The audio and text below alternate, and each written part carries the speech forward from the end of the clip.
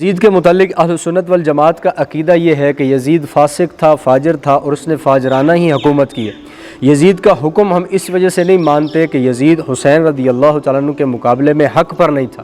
حضرت حسین رضی اللہ تعالیٰ عنہ حق پر تھے، اور یزید پر لعن طعن کرنا، دیکھو اسلام کے اندر لعنت کرنا کہ جس کا مرنا کفر پر ثابت ہو جائے۔ یزید کا مرنا کفر پر تو ثابت نہیں ہے، مگر یزید کا مرنا ظلم پر ثابت ہے، اور یزید نے جو ظلم کیے ان کا عذاب بھگتے گا۔ جیسے حضرت حسین کی شہادت اس کی دور حکومت میں ہوئی ہے، عبداللہ بن زبیر کو شہید کیا، مسجد نبوی کے اندر مقام حرا کا واقعہ ہے، پھر بیت اللہ پر سنگ باری کی گئی ہے۔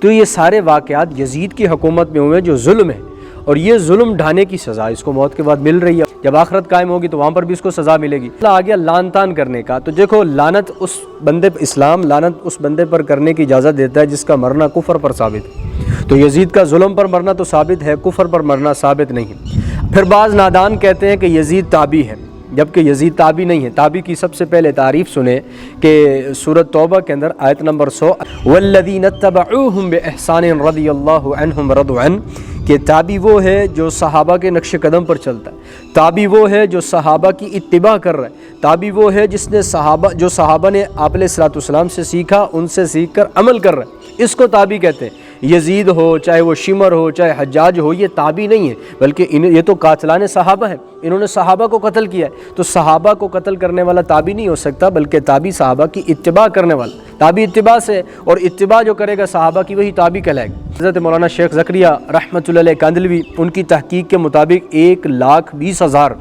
قتل حجاج نے کروائے، اور سعید بن جبیر جیسے جلیل القدر تابعی کا قتل، بعض لوگ کہتے ہیں جی اس نے قرآن پر اعراب لگایا تھا، قرآن پر اعراب لگایا اچھی بات ہے، معاملہ اللہ پر ہے، لیکن اس نے جو ظلم کیے ہیں اس ظلم کی سزا بھی تو اسے ملنی۔